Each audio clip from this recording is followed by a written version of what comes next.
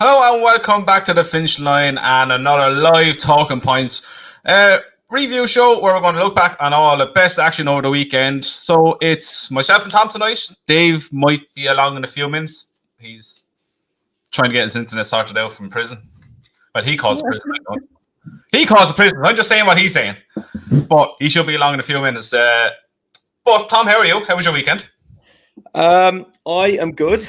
Been very busy, as I said to you. I think we're nearly there with McFeast now. I think we've nearly got all the shares gone. A couple of people to come back to us next week, so there might be one or two left. But yeah, we're just about there, which is always a relief when you've got a new horse.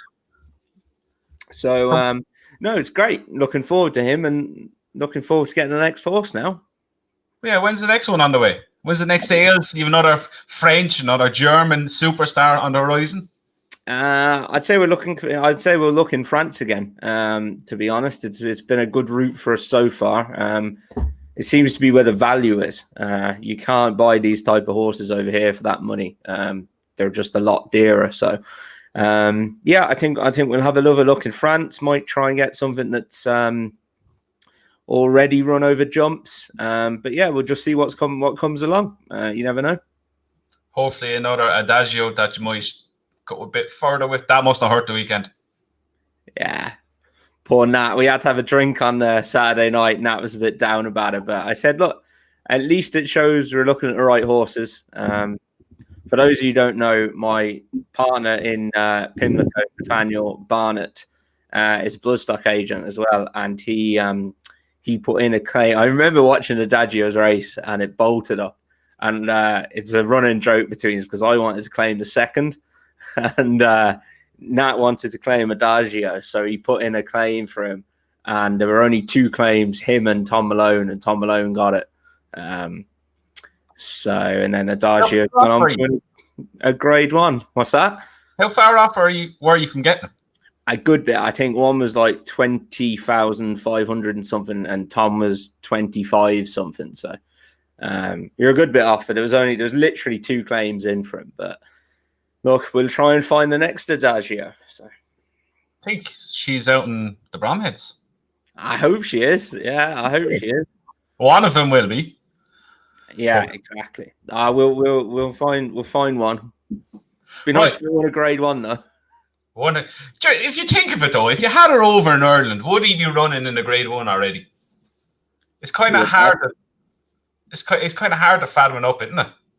Depends. I know. I think to be fair, Adagio, what he's done so far, he'd have won his maiden hurdle well over in Ireland, and yeah, you'd have been running in a grade one. Whether it's more competitive over here, I don't know.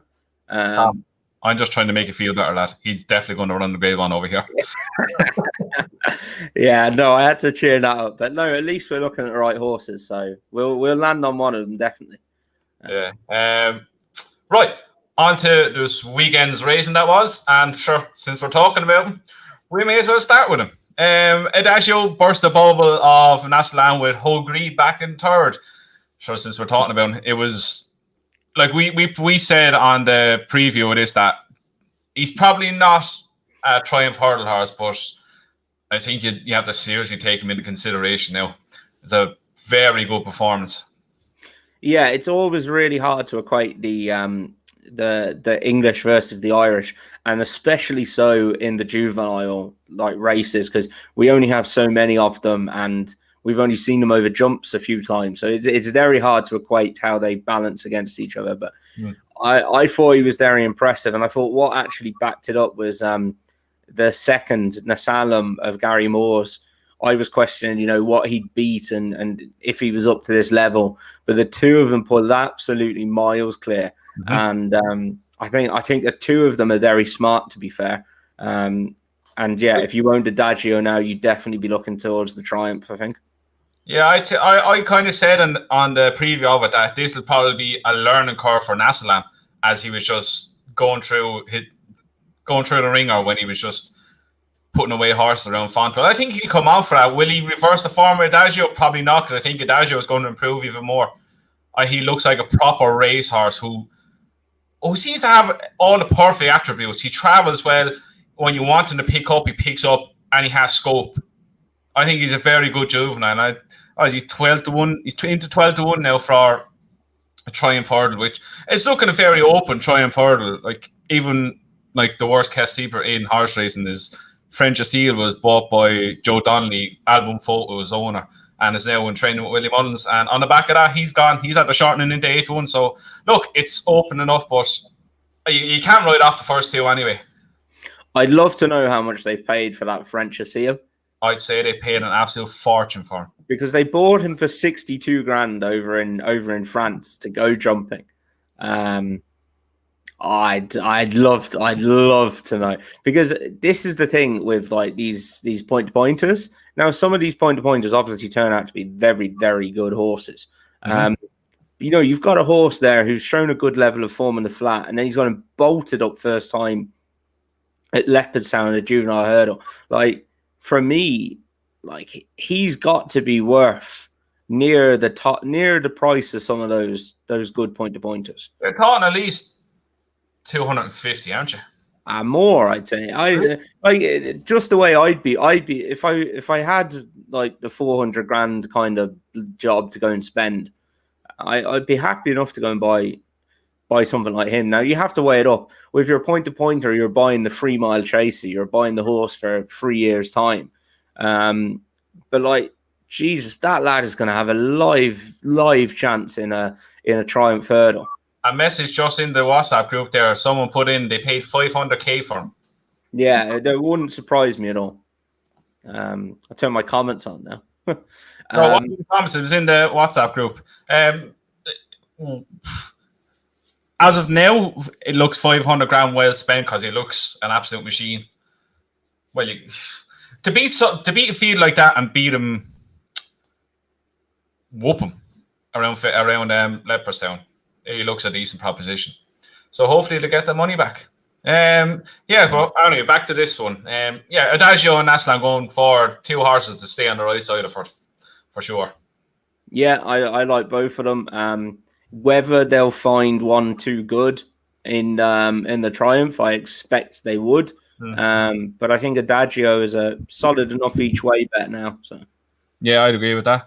Right, on to the Welsh National, and we had there's a reason why he was 5-2 favourite. Secret Reprieve winning, and the 2 Amigos second at 9s, Yellow Enki third again at 12s, and Captain Drake back and forth at 28-1. Now, you pointed out something to me straight after this race that I didn't even take notice of, is that Adam Wager's girt snapped 3 out. Yeah, it's just mad, isn't it? How did he stay on the goddamn horse? Now, in fairness, so just to explain, so in a race for a horse, and that saddle was small as well. So if you're just riding a normal horse on a Sunday hack, you'll just have your girth that essentially attaches to both sides of your saddle and goes under the horse's belly to keep the saddle in place. For racing, you have your girth, and then you have a surcingle that goes all the way around and it goes over the top of the saddle, and you tighten it up underneath the horse's belly, and it just provides extra protection. And that just shows you why you have that piece of equipment, because it was obviously on very tight, which it should be, but it kept the saddle in place. And it was a very small saddle. I'm just thinking, actually, I wonder, has he benefited from it being a small saddle? If that was a larger saddle, yes, you'd think it might stay in place, but if the girth went, there might be more movement under the surcingle, but the surcingle attached that to his back pretty severely. So, we've got Dave. Dave is back. What's going on? How are you? We're just talking about Adam Wage snapping his saddle and how the hell he didn't fall off and so on. How are you? Yeah, I'm all right. Much the same as the last day, just more meds and keeping track of all that's going on. Sick of stuff being stuck at me like this thing here. Yeah, it's great, really. Looks like you're having an absolute ball. I tell you right now, it's like fucking prison. I said it the last day. And would you believe this, Tom, right? Would you believe this? this is a podcast going out to loads of people, right? And I said to Andrew yesterday, I have nothing against the care I've been given up here. They've basically brought me back to life. But I'm starving, right? All the time I am starving. Right? And one of the lads from the podcast organised to send me a bit of food yesterday. Just a salad from Chops down the road, delivered to reception. All I had to do was bring it up. The cunts wouldn't give it to me. Tell him why, Dave. Tell him why. Right? The cunts wouldn't give it to me. This is my 19th day in hospital. I've missed Christmas, missed New Year's, haven't seen anybody. All I wanted was that salad because I'm fucking starving all the time. And apparently it could have been contaminated. But yet, they were eating pizza here the other night that they got delivered during the night on the night shift. So I think that's bollocks, Tom. I'd call him out on it, Dave. I'd call him out on it. Can't we send you some food? I did, and I got more food today. And on my slip for food is more protein, more calories. Dave needs more protein, more calories, or his heart won't get better. I think Dave is a bit hungry. What kind of food are you getting? It's just standard hospital food, like 3 meals. The food is nice here. It's nicer than it was in the hospital in Waterford. But like, no surprise. It wouldn't fill Robin, Andrew's youngest child. It wouldn't fill him. No chance. No. Well, let's be honest. You can never fill that child. He's like a goddamn Hoover. I think you'd be laughing at me like the way I get calories in. I might have like 4 chicken fillets for dinner. I get 1 here. 1 fucking measly chicken fillet. I think you need to do the nurses a deal, Dave.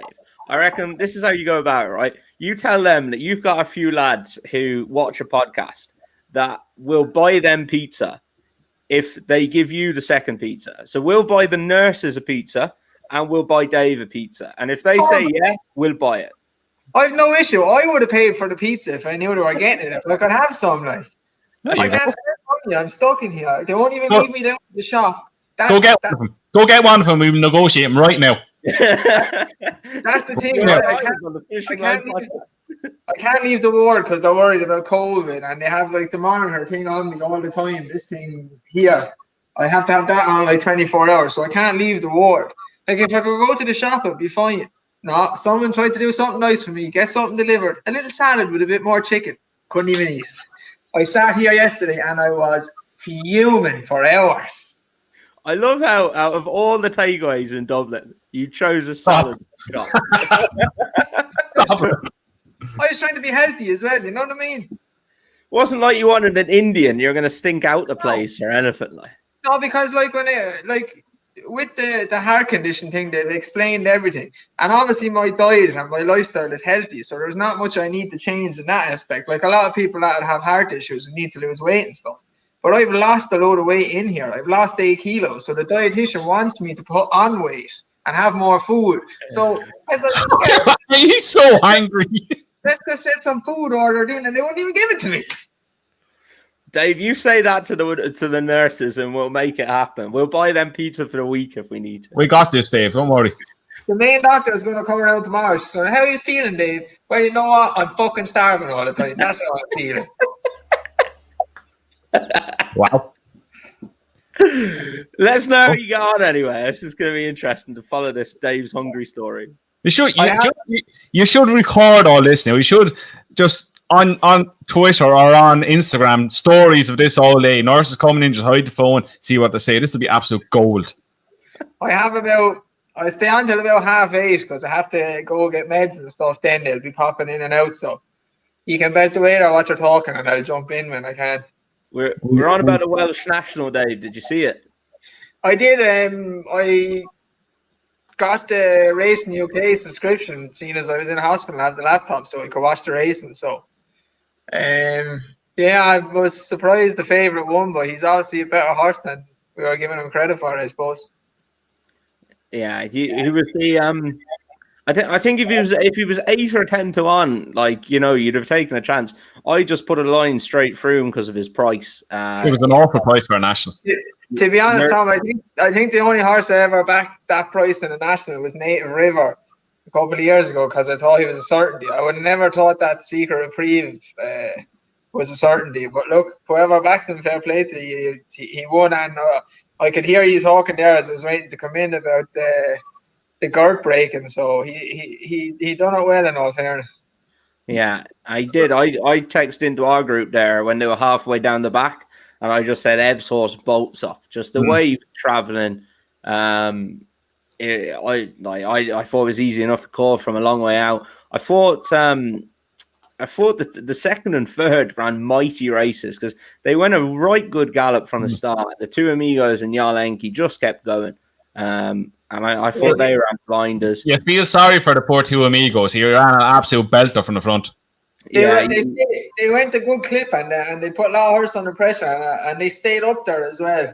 That Yalenki, he's just an enigma, isn't he? He loves heavy ground and a marathon trip like. Would you give Secret Reprieve a chance in the National now, proper National around Aintree? I imagine he wants soft ground. So I don't know if you get that in Aintree. I just don't know. I think you get to the National Aintree now has turned into like a proper good handicap. Like you look at Tiger Roll winning it off like top weights and stuff, and I think he's got to improve another bit now again. I think I wouldn't put it past him, but he's got to improve again. You'd want to see him come on another bit. Like let's be honest, he was 10, 11 pounds well in from his last win. They left him away with going up since the race was rescheduled. So looking back on hindsight, he was entitled to do what he done on ratings and everything else to go with it. Now stepping up to National, I don't know if he's gone up to a rating where he gets into it. He probably might have to run again. So I don't know off the top of my head. No, I didn't even look into it, but you'd expect he'd have to improve another good bit to win it. I was going to agree with Tom there. Like a lot of the horses you'd see in the Welsh National that wouldn't have a hope of getting into the main National. It's become kind of nearly like a graded handicap at this stage. There's a lot of like horses that don't run well in the Gold Cup or their graded 3-mile races end up going there. So I'd say if it was soft ground, he'd probably have a chance, but I don't know if he'd even have the rating to get into it. I'd say you get into it all right.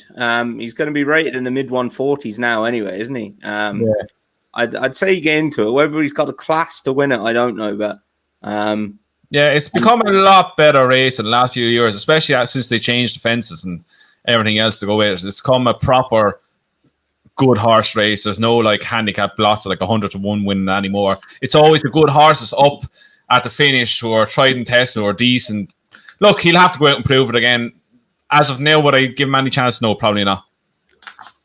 They put him up to 142 before yesterday. So he's going to be rated. He's going to have a hefty rating now, that lad. So, we'll see what he can do. I'm not saying, I know it's sitting on the fence a bit. I'm not saying it's out of... it's all ifs and buts at this stage, really, Will. There's a lot of ifs and buts, yeah. Right, we move on. I have Chepstow on here. This is Kempton, by the way. It's meant to be Kempton, not Chepstow. But the Rail Keel Hurdle, McFabulous winning well at 10-11. On the blind side at 11-1 was second, and Thomas, the Hanging Yak Derby, was third. Look, Jesus, turning in Thomas Darby looked like he was going to win the thing, that he decided not to be a racehorse again. But yeah, McFabulous 2.5 mile looks his ideal trip. I wrote down on my notes the next Oscar whiskey.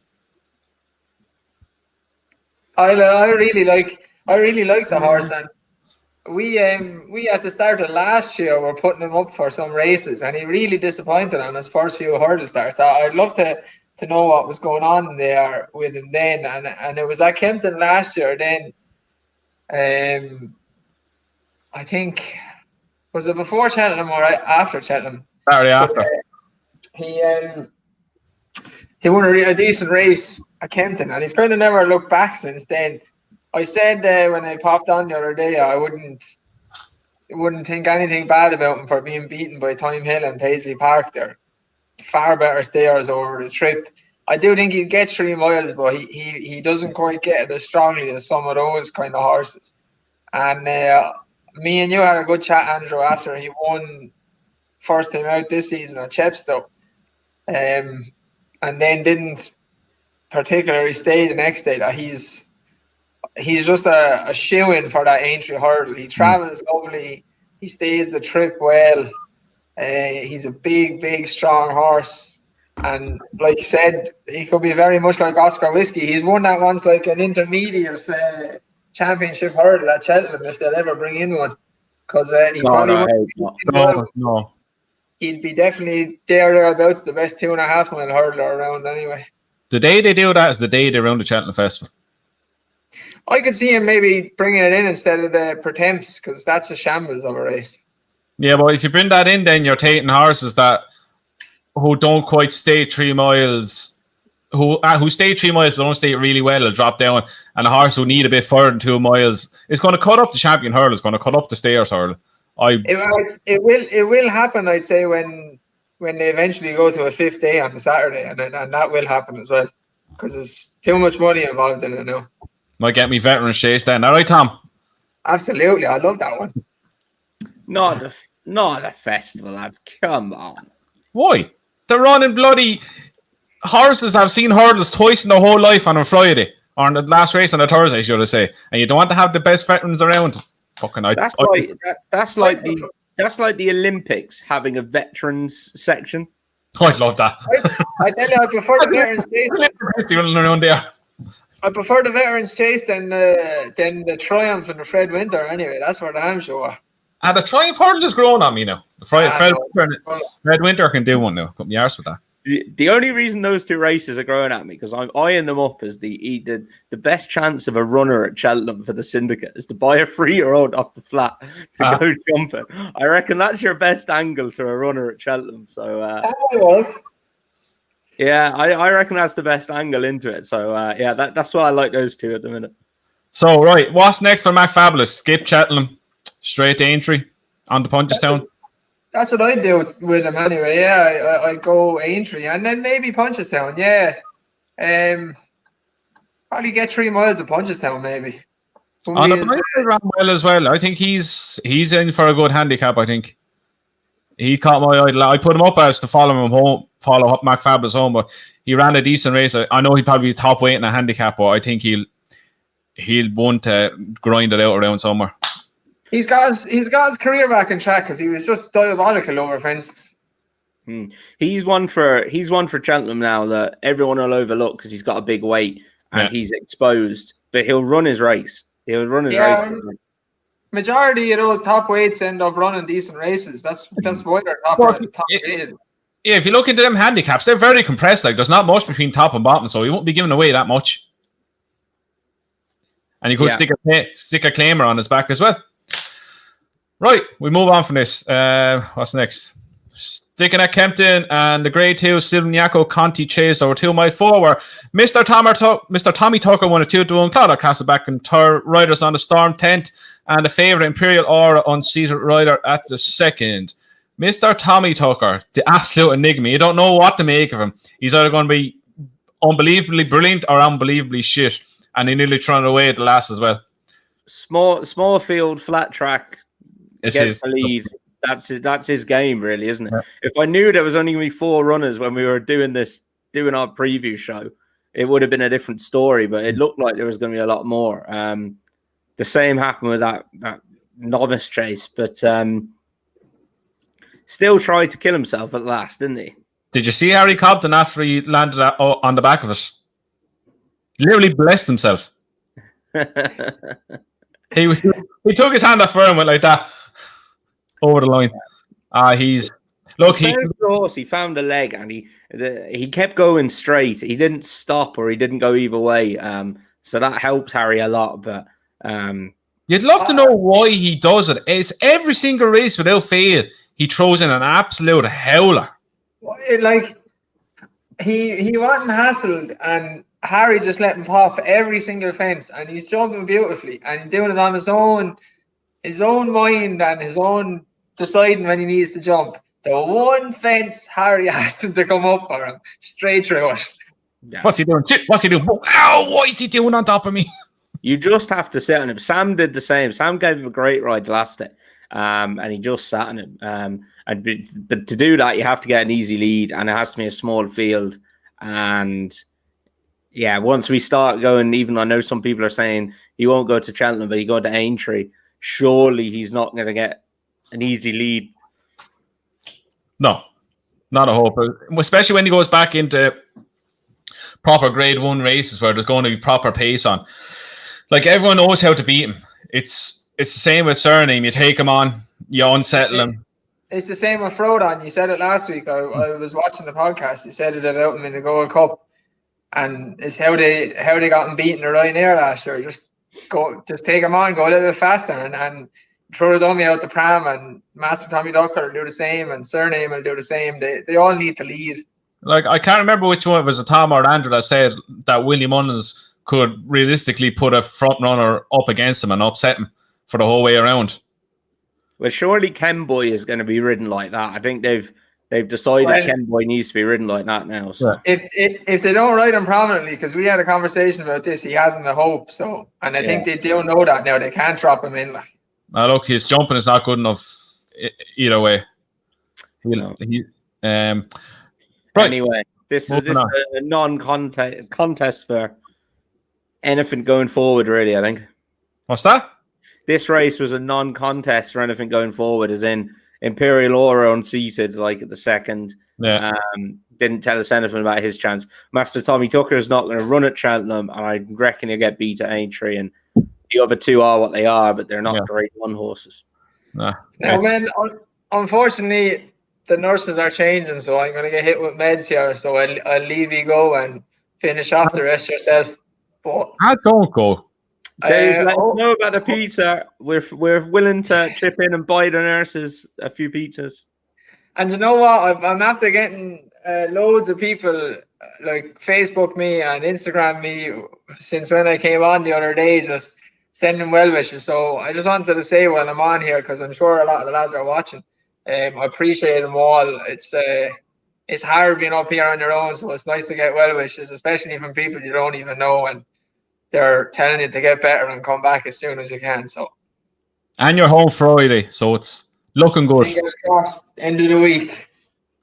I suppose I may cook you that taco chip that you always want. I tell you, I deserve it. Right, go on. I'll see you later. Talk to you later, Dave. And he's gone. Nice to see Dave. Good spirits, anyway. Yeah, he's apparently he's everything is looking well. Everything's where they want it to be. So hopefully they're leaving him out on Friday back home. So looking up. Send Dave round a salad for Friday night. I'm just going to deal with he'll come up to mine now and he'll want make us that taco chip. Yeah, come in with a salad just at 9. Yeah. I say there'll be an Andrew shaped hole through a window. Salad. Just wrong. Right. On to the Lanzarote. Born Bill, 6-6-1-1. I was pipped at second with Misty Wisty. Hunter's Call was third, and What the Wheat was fourth. No, what to really talk about this? It was much of a handicap hurdle. Not much. Bill bolted up. And to be honest, I couldn't really believe what price it came up on the screen. I didn't realize he was that price. His horse he didn't really take to chasing, but he'd run a good race the last time. I don't think I'd have been tipping him, but I couldn't believe he was 66-1 anyway. Yeah, he was huge price. I was expecting to see 16s, 14s when he passed the line.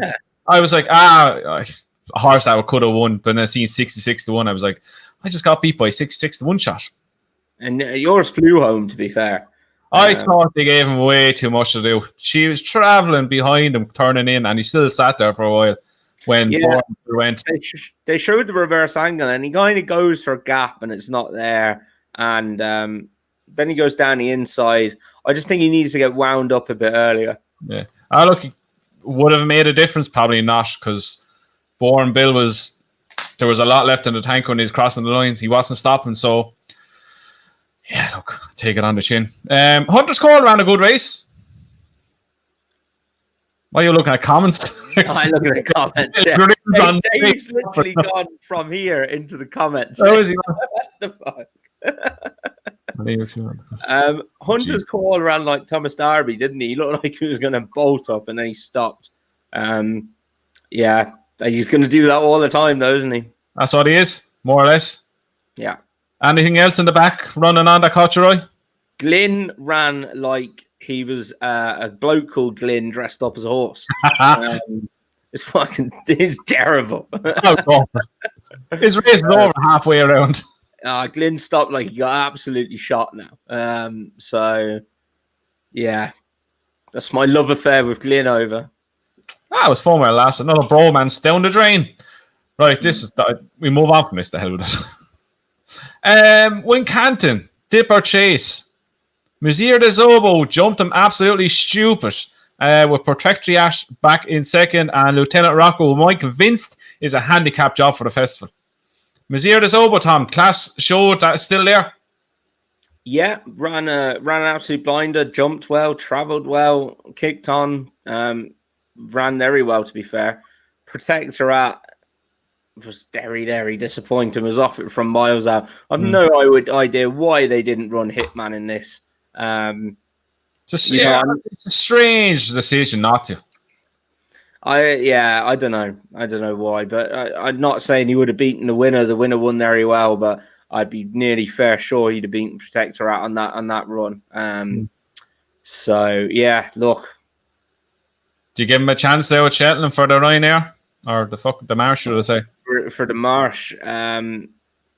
Probably finishes second, 10 by Allen, doesn't he? Anything that runs and they finish the second too. It's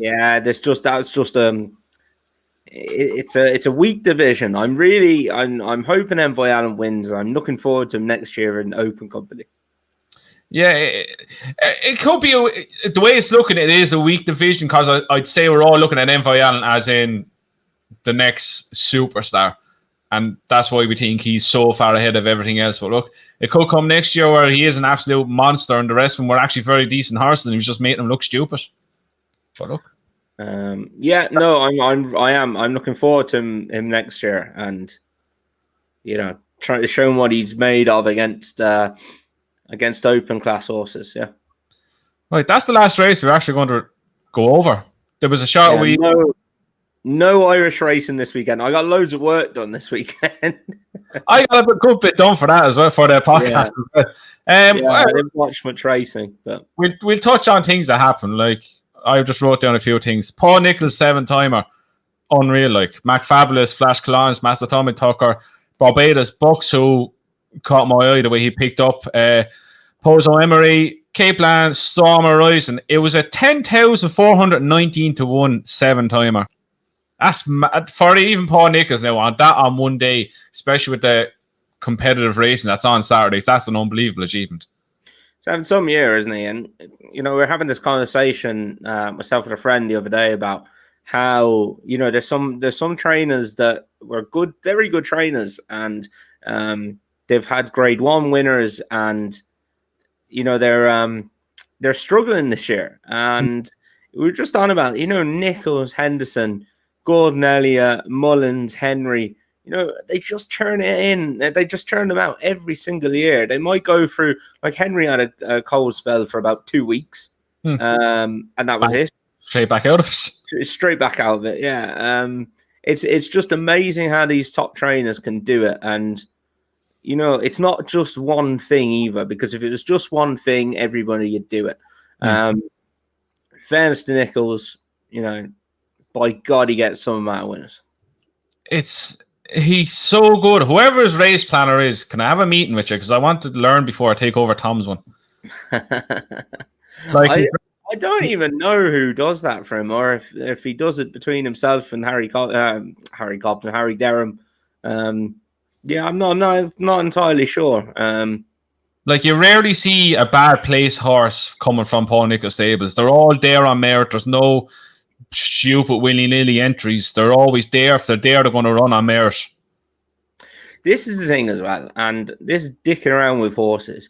You look at the likes of Nichols, Henderson, Mullins, Gordon with his top ones, and Henry. Like, they run on their merits. Like, you know, there's a lot to be said for it. I've seen lads who are trying to get handicap marks for horses in maiden hurdles, and they'd nearly win the maiden hurdle, but oh no, we have to get a handicap mark.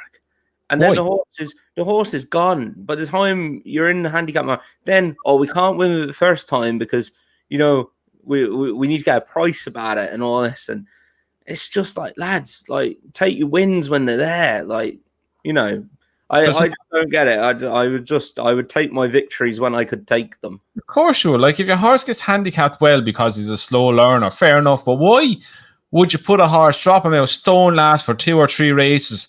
And you could, like, as you said, make him sick of racing already. He just doesn't enjoy it because he's getting scrubbed along from half the way. And then all of a sudden you go, right, he's a front runner now. And he absolutely does nothing because he hates the game. Like, it's hard to get a winner. If you have a horse that can win, put him in the race he's going to win it, or has the best chance of. Don't be dickying around with him. And that from my experience, those are the ones, and I think some of those top trainers would tell you the same. The ones that they end up in handicaps that are really well handicapped are the ones that you think are going to go and win those maiden hurdles, and something happens in the race. You know, they get bumped or barged, or they make a bad mistake, or they don't jump too fluently throughout, and they learn from it.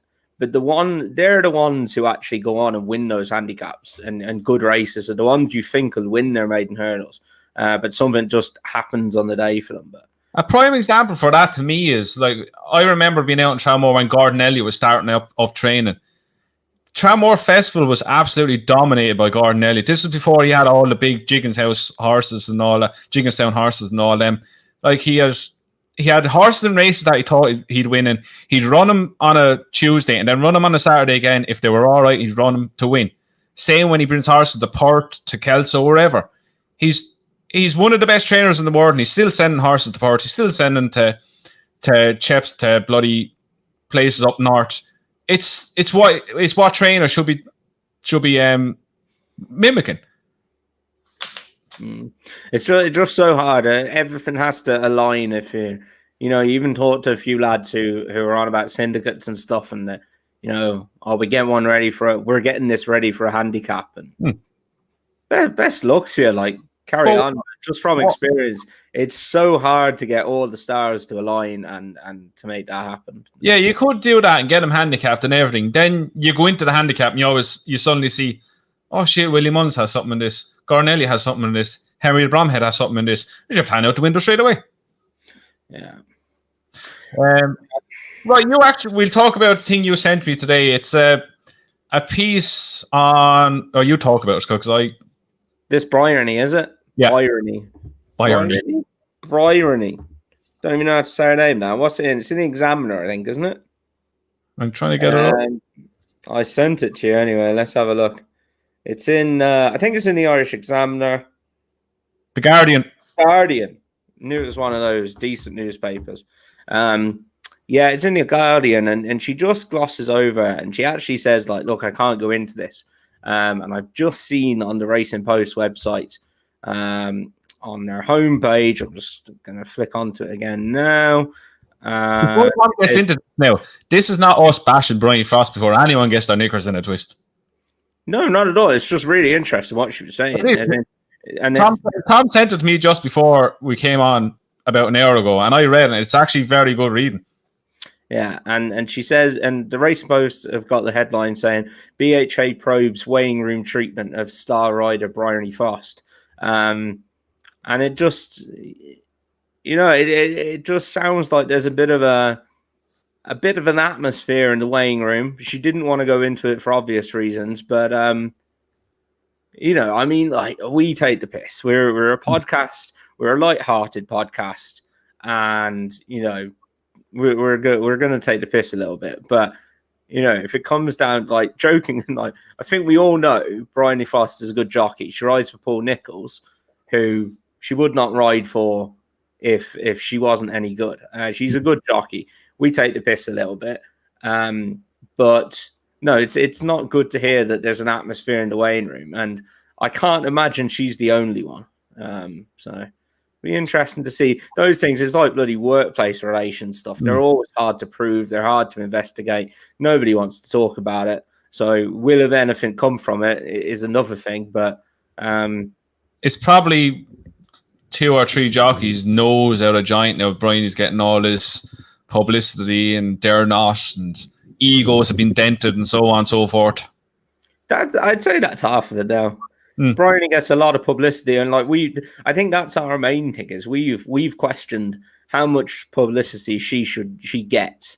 Like ITV absolutely love the woman, but then if you put yourselves in the producer of ITV's shoes, of course they love her. Like she's exactly what they want. You go and stick a camera in front of her for 5 minutes and let her talk and hear how jubilant she is about winning and how the horse ran. Versus you go and put the camera in front of Ryan Moore and say, "How's your horse?" Words out of him. Yeah, it was good. Yeah, stayed on well. Yeah, like thanks, boy. From a TV producer's point of view, I completely get it.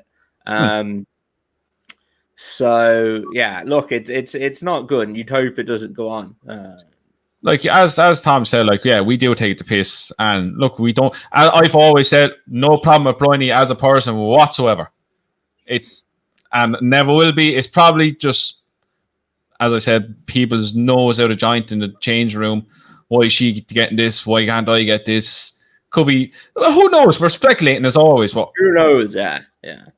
But I think the problem is, like as I said to you about different shows, like we're all into different like racing shows. Like David openly say like he doesn't really like racing TV's coverage. At sometimes, but like I'd be a lot more into that. I love the documentaries and behind the scenes in yards and jockeys. There's a Pierre Charles Boudot documentary on At the Races a few weeks ago, or a couple of months ago now, I'd say, and I thought it was absolutely brilliant. I loved it. Whereas other people would think that's a load of shite. I just want to watch the racing. So it's horses for courses, and Bryony Frost for racing TV for ITV is exactly what they want. So, the other one I was going to say was Evan Williams's comments, and I knew as soon as he said it, I was like, "Oh, you're going to get slayed for this." And he said about Adam Wedge falling off and getting back up again, and it's an old phrase, but you can't use it anymore. And he said, "Oh, it's a man's game." And as soon as he said it live on ITV, you're like, "Oh no!" What happened? Did you get backlash from it? I didn't see this now. Yeah, there's a fair bit of backlash around, and I know it was a common saying, and it's a man's game, whatever. But there's plenty of women out there proving that it's not just a man's game. It's a tough person's game, is how I describe it. And which is what, to be fair to Evan, I'm not going to go knocking him now. That's what he meant. He meant it's a tough person's game, and you've got to be tough to succeed. And Adam Wedge got up from a bone cruncher before, but I think you just gotta think about, there's phrases we use, and before anyone starts, this is how we've turned in society. We've turned into, like, I remember like phrases. You think about it, phrases your grandmother used to say, and when you were a kid, you'd be like, "Oh God, grandma, you can't say that anymore." And it filters up through generations, and now it's like phrases that a couple of generations ago used to say, and you're like, "Geez, you can't say that anymore." Yeah. And society just evolves and adapts, and that's a debate for another day of what. And you know what? Talking of that, I was watching Father Ted the other day, and there were some things said, and I was thinking to myself, this would never be aired now. No. Now, look, we could go on about this phrase. It's gone a little bit too far. Poor Gino Kavanagh getting arrested, and RT going mental over it was a bit too much. Did you see about that? I didn't see it. I haven't watched it yet. What's it about? So over in Ireland, we got this thing called Waterford Whispers News, which is a piss take basically, and they put out funny, like, condescending things. Like there was the one they had yesterday, I think, was it was like a lad driving brand new car, just taking the piss or whatever, because we're in a pandemic and whatever. And, they just do funny stuff. But they did a sketch on RTE for New Year's Eve, and one of the things was God has been arrested because of the Holy Mary thing and the Immaculate Conception. and they were like, God has been arrested for rape or something. For a woman. And they showed, they had outside of Waterford Courthouse, they had a guy from Tremor actually dressed up as God getting arrested and put in the back of a police wagon. I thought it was bloody hilarious. I have to watch it. The fucking Archbishop of God knows where came out saying it was blasphemous against the church. Of course they did. Like, listen in now, pal. Those without sin, isn't that the saying? Like, you know, you just turn around, go back into Little Chabelair before we go digging deep into what you done. Yeah, exactly. But no, I think we have gone too far in some respects. But you know, I think we just need to be. I know exactly what Evan meant, and he meant it's a tough person's game. Right. You just need to be a little bit careful on the language we use. And look, it's the only sport where men and women ride on equal terms. There's no allowances or anything given to women. And it's brilliant. Now, I'm not going to lie. I love the female riders £4 claim over in France. I think it's absolutely fantastic. Daylight robbery. Take use of that all day long. Imagine Rachel Blackmore going over and riding over there and getting £4 off everyone. Like, What's Rachel riding? Oh, who cares? There's me money. Just back us. Yeah. So, yeah, no, I think that's a great part of racing, that we're on level terms, and you know, if you're good enough, you'll get the opportunities. And there's a lot of good female jockeys coming up in the flat. There's one I've taken notice in the last few weeks is Laura Pearson, is it? Yeah, she rode the horse, the last leg of that tote jackpot horse. Yeah, always have a place in your heart. Yeah, I like Laura Pearson. Yeah, she's really good though. Yeah. Right. Anything else before we go? We take some questions. Robbie, right, hang on, I'm calling out Robbie again. This might sound harsh because I called him out in the last video. Never harsh. Robbie takes in to these groups, these WhatsApp groups, and he's like, Envoy Allen out for the season. And everyone's like, shut up, Robbie. So he texted in today and he said, make good out for the season. And I just ignored it. And then somebody else texted me and said, we've seen make good is out for the season. And yeah, poor Robbie was right for once. But yeah, make good is out for the season. Shame, really. I was looking forward to seeing where he'd end up. And in an open Albert Bartlett, which I'm struggling to get my head around, but I think I've got one. Which is? I'll save that for the Ante-post show. I'm not giving away all my spoilers like I did last week. I felt crap. I was like, oh yeah, I said this the other day, so I'm just going to rejig it again. So, but no, it's a shame. It would have been interesting to see where he ended up. And I just want to thank Robbie first, because I just got onto my Paddy Power account just in time to cash out my bet on Make Up for the Albert Bartlett. Robbie. We'll take one or two questions before we go. We'll go for this one here. Aaron Casey, I think you're spot on with your Albert Bartlett selection here. We'll go. Prize money was worth more in the Lanzarote in 95 than it is now in racing. England is in a bad place. Is it going to keep going in a bad place? Probably. What do you reckon, Tom? It's not good, is it? I was just going to check because one of these caught my eye.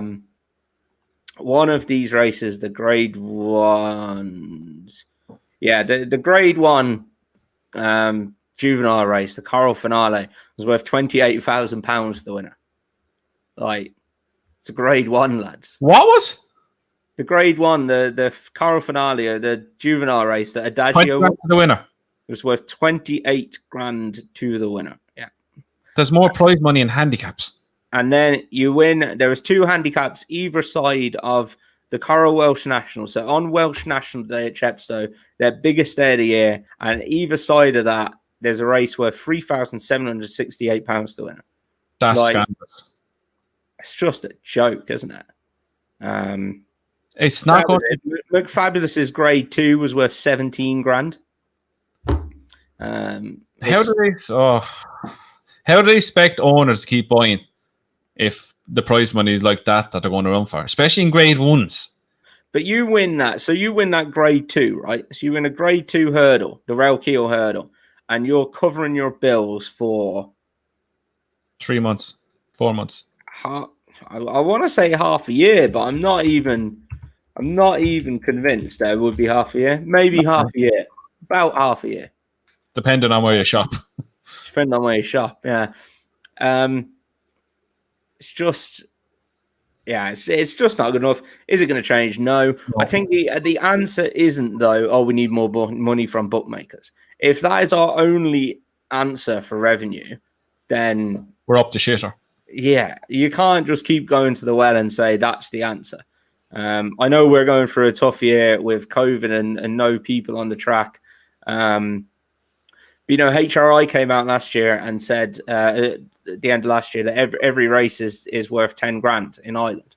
That's a start. There's your baseline. Exactly. Every race is worth 10 grand. Now, I do agree in COVID times, especially bringing down some of the grade ones that were worth a couple of $100,000, they could be worth, $100,000. But if you're running a grade 1, it can't be worth 28,000. It's got to be worth 50 grand to the winner. At least. Yeah. Right. We've got one that everyone in the racing world is talking about. Will Cheltenham go ahead if Irish horses can't travel over? Yes or no? Yes is the short answer. Yes, it'll go ahead. They won't cancel it. Will it be shit? Yes. Yeah. Yes. It's the whole thing of it's the whole thing of the Irish versus the English. It always has been. Always has been, like from the days of Dawn Run, all those days. But yeah, it won't be the same spectacle. I think it will go ahead. Will they be able to travel? I hope so. I think there's a way around it. How realistic it will be is another thing. There's, as you know, there's places to stay in Cheltenham ground for the stable staff and so on. Whether they can isolate over there a week or two before the festival, I don't know how many stables they can hold horses over there because, Willie Mullins brings over like 100 horses or more. I don't think there'll be as many runners from Ireland if it does go ahead. I think I was listening, I can't remember what I was listening to. I think 64% of runners are from Ireland. And I think... Oh, is it? Jesus. Yeah. And there was something more than half of the winners from Ireland as well. So it's not going to be the same. It's never going to be the same if Irish horses don't come over. What way can they get around it? Because now they're out, Brexit is another one on top of it. Not even coming away from COVID.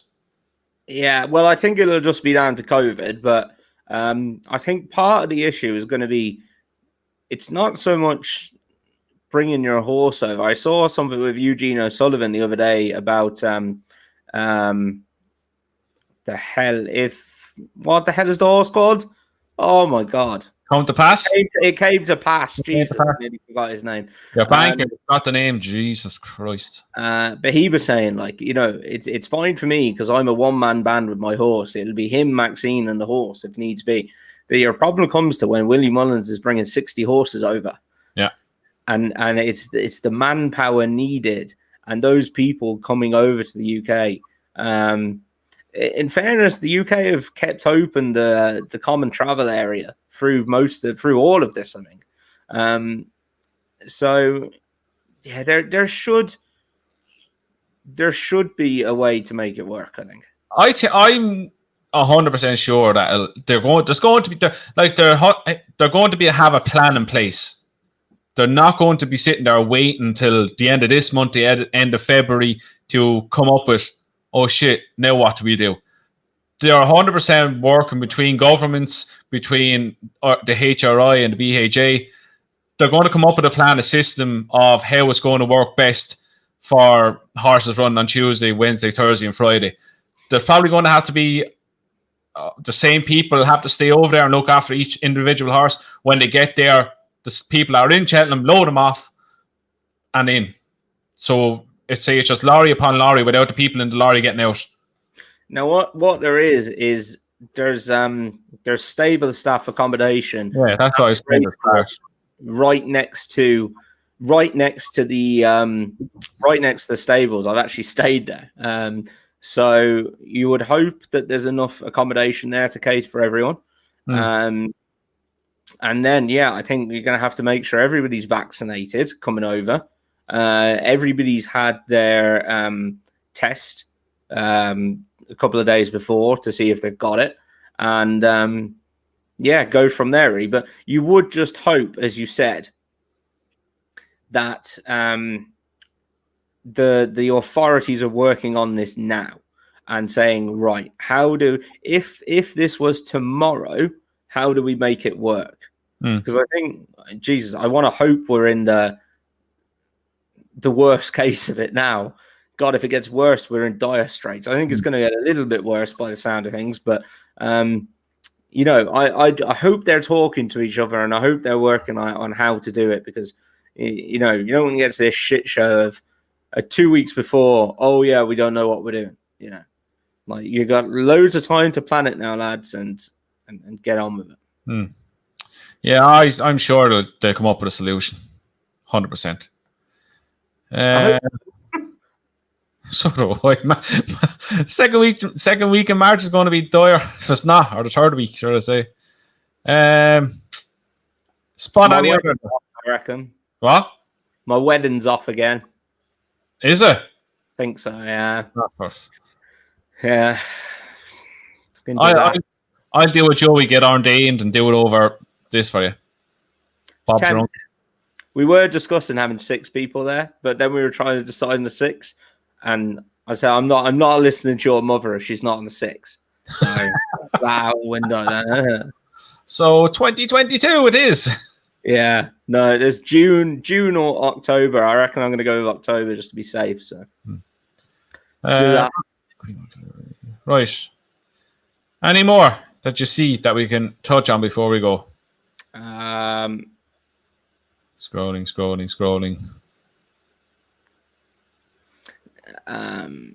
Lee Elliott, if you go up to 840.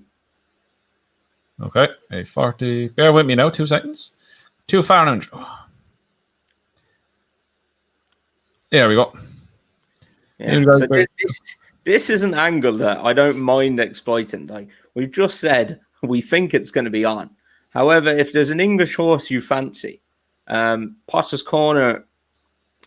Yeah, I don't know. Potter's Corner for me is not maybe not one I fancy, but I would be going through some of the races, and if I was going to back an English horse anyway, I think I'd probably be trying to back it now if it was a reasonable price. Just on the off chance it doesn't happen. So it's an angle that a lot of people are looking into. But on that point there's a lot of bookmakers out there coming out and saying that if the Irish horses aren't allowed go over, they will refund your money, even with the not none of money back.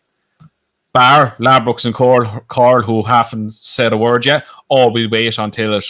Like, for once, I agree with Matt Chapman.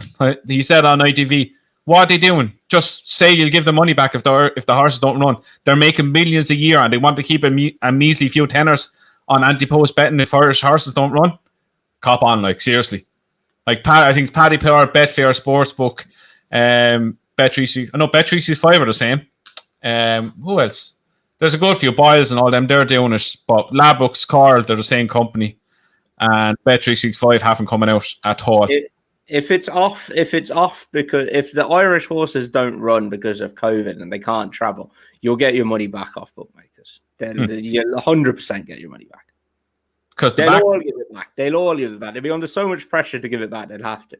Yeah. So, another one there is 837 Ken Hickey. 837. There we go.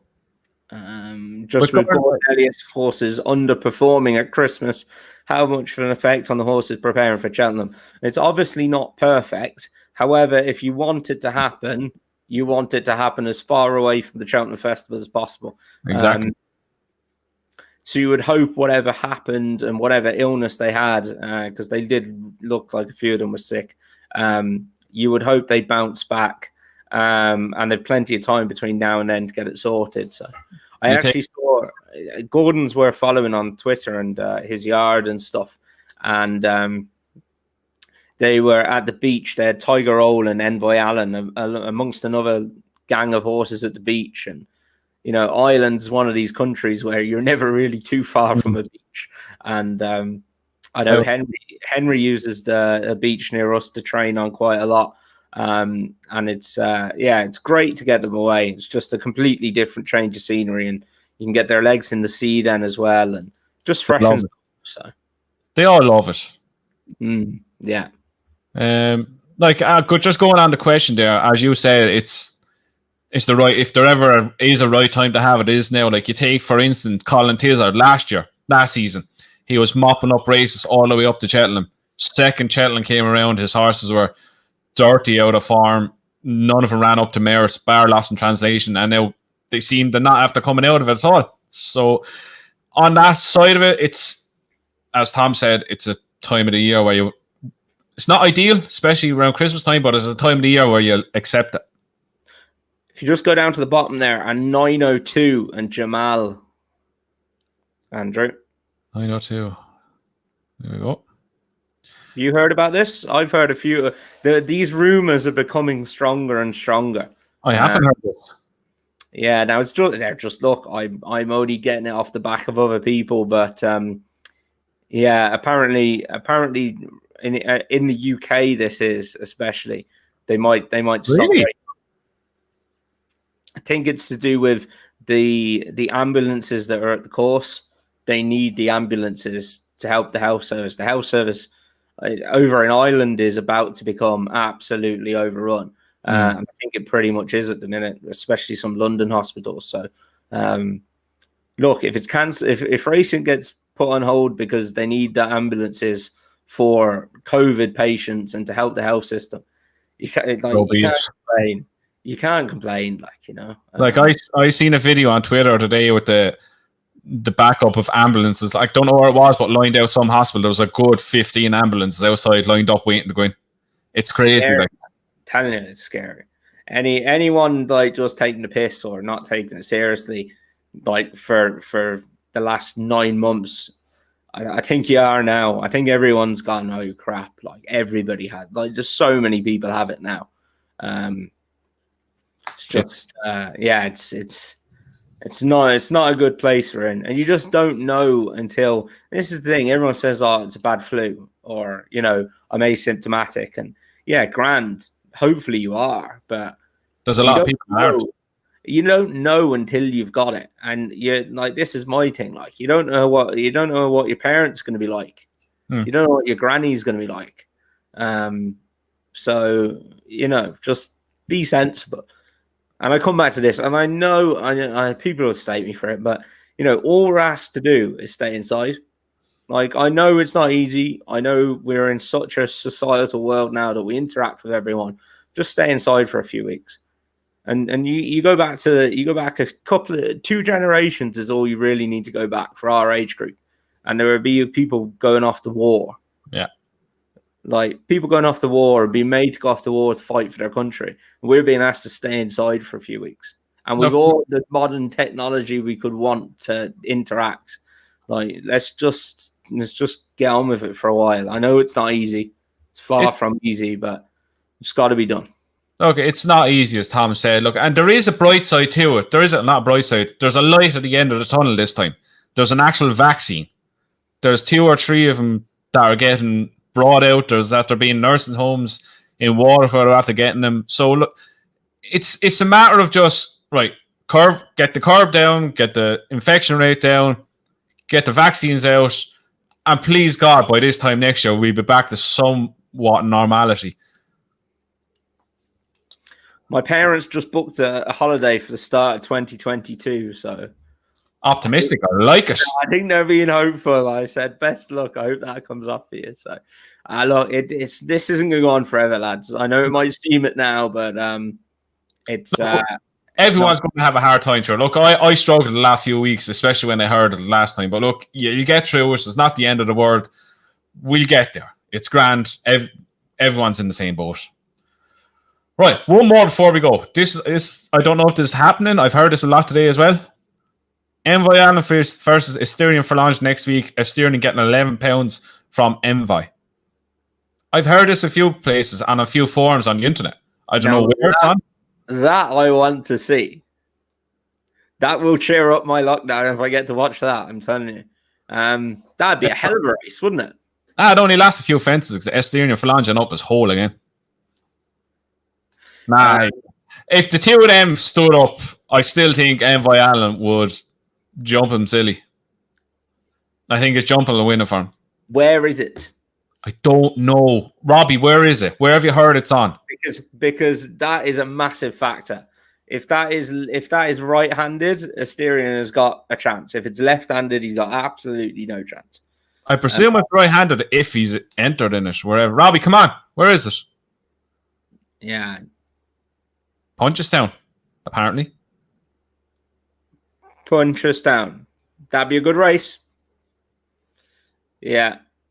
I'd still be... Punchestown's right-handed for anyone watching, so... I'd be disappointed if Envoy didn't take care of him, especially with £11. Giving him £11? Yeah.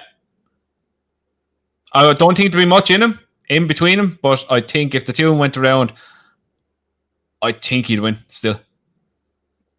I'd like to see it though, because this is where we'll properly find how good he is.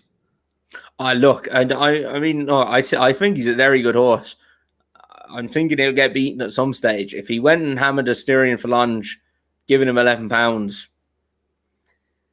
it's going to take a hell of a lot to beat him. But somebody has just poured water on our celebration there and said, not happening according to Elliot. Great. That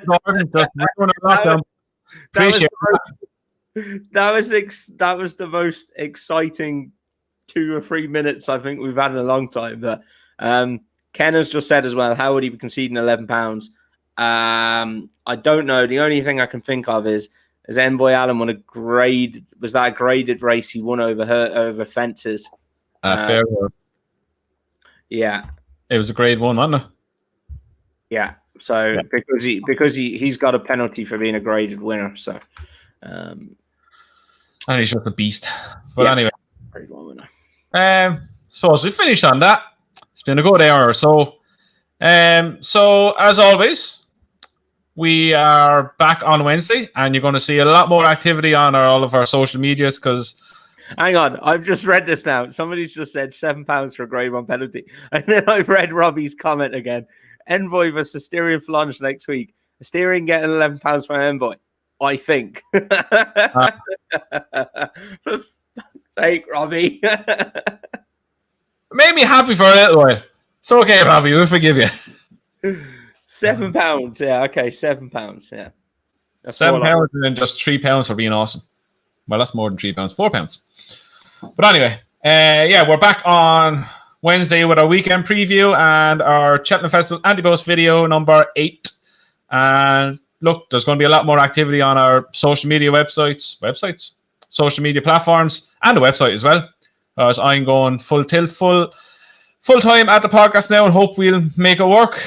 And yeah, so keep the comments coming in. Comment below with your best performance. We forgot to do this. Tommy, best performance of the weekend. Has to be a secret reprieve, is it? Evan Thorson, the Welsh National. Yeah, mine McFabulous, and I liked Adagio's as well. He was good. So we are back on Wednesday, as I said, with our weekend preview on Cheltenham Festival Ante-post video number 8, and we're back next Sunday again, live to review everything. So again, lads, thanks for watching. Leave a comment below who you thought was best performance of the weekend, and any questions that you might want us to read out during the week.